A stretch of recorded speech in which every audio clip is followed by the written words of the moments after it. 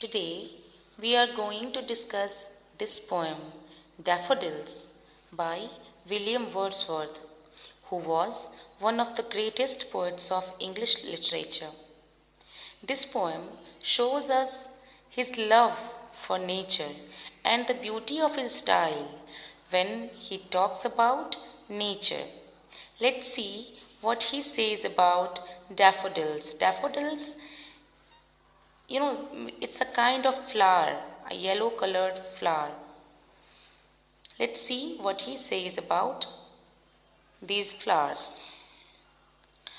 I wandered lonely as a cloud that floats on high over vales and hills, when all at once I saw a crowd, a host of golden daffodils, beside the lake, beneath the trees, fluttering and dancing in the breeze. So, what does he say? Here, I is for the poet.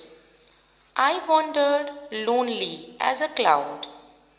All of you must have seen cloud floating in the sky. So, the poet is comparing himself with that cloud who wanders here and there aimlessly.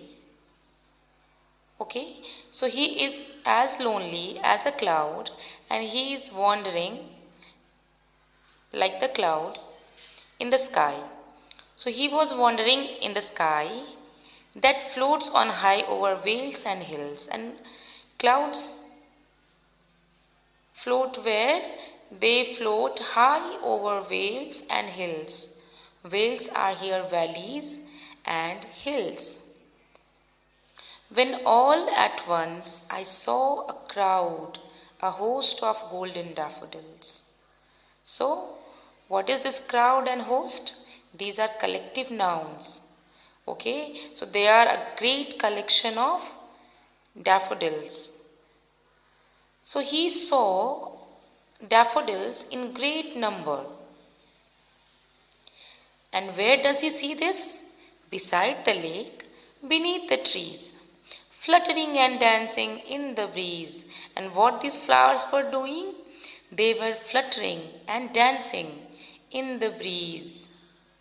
So here we can see that the whole scene of these flowers are very lively and beautiful. Then now let's see. Continuous as the stars that shine and twinkle on the Milky Way. Okay? Continuous as the stars that shine and twinkle on the Milky Way. All of you know what is a Milky Way. Yes, it's our galaxy, Milky Way. So the flowers look like the stars which shine in our Milky Way galaxy. Okay?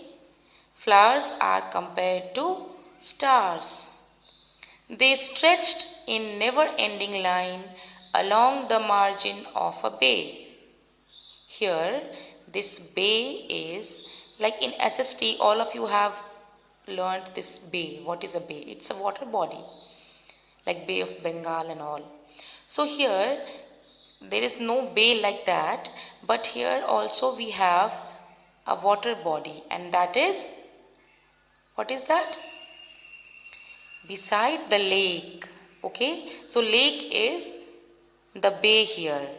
Bay is referred to lake. So along the margin of a bay, 10,000 saw I at a glance. So here the poet is trying to tell us, the great number of daffodils. Like we cannot even count. It stretched in never-ending line. The daffodils were so many in number that it looked like a never-ending line. A line which could never end. It looked like that. Along the margin of a bay, 10,000 saw I at a glance. The poet is not counting the flowers. He could not count.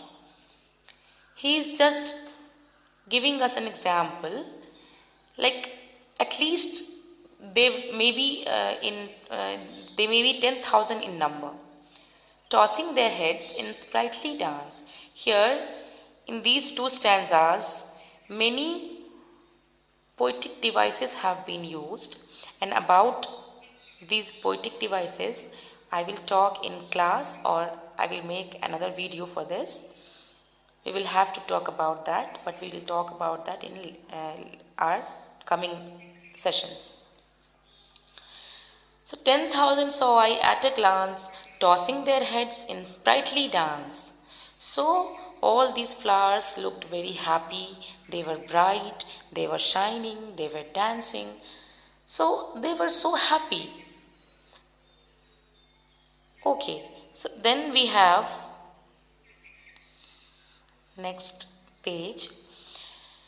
The waves beside them danced, but they outdid the sparkling waves in glee. A poet could not but be gay in such a jocund company. I gazed and gazed, but little thought what wealth the show to me had brought. So what the poet is saying here, the waves beside them danced. So who is them here? Them are the flowers, okay, the golden daffodils. The waves beside them. And who is beside the flowers? Lake is beside the flowers. So the waves in the lake, they were also dancing. But they outdid the sparkling waves in glee. So the waves in the lake are also dancing, and the daffodils are also dancing. But who is a better performer? The daffodils. The daffodils have won this competition and they are the winners. So they outdid the sparkling waves in glee. A poet could not but be gay in such a jocund company. He says that this is, the sight of these flowers is a feast for a poet. He was very happy to be in that cheerful company. I gazed and gazed, and the sight was so beautiful that the poet could not take his eyes off. He just kept on gazing on the flowers and the beauty of nature at that moment. I gazed and gazed, but little thought what wealth the show to me had brought. So when he was looking at those flowers, he was just appreciating them for their beauty. He could not think at that point of time what wealth, what he could have, what he had achieved from this sight. He could not think about that. And when he understood this, when did he understand this, the importance of this show? For oft when on my couch I lie, in vacant or in pensive mood, they flash upon that inward eye, which is the bliss of solitude. And then my heart with pleasure fills and dances with the daffodils. So this sight he saw long ago, but still that memory is very fresh in his mind. Oft here means often. So for oft, when on my couch I lie. So whenever he feels lonely or he is relaxed, whenever he lies alone on his bed, in vacant or pensive mode, so whenever he is thoughtful or he has no thoughts in his mind, they flash upon that inward eye. All of you know, children, that we have an external eye, like the pair of eyes which we have to see the external things. But there is a pair of eyes which help us to see things which are not on the surface. And the poets use those eyes more and better than these external eyes. So they flash upon that inward eye, which is the bliss of solitude. Solitude means loneliness. So whenever he is alone or he feels lonely, that sight of golden daffodils comes to his mind, and then my heart with pleasure fills and dances with the daffodils. And that sight, that memory is so fresh in his mind that after such a long time also, he dances with those daffodils. This is the poem, and we will just discuss about it again in our class. You can ask me if anything you did not understand or you have any doubt. Okay?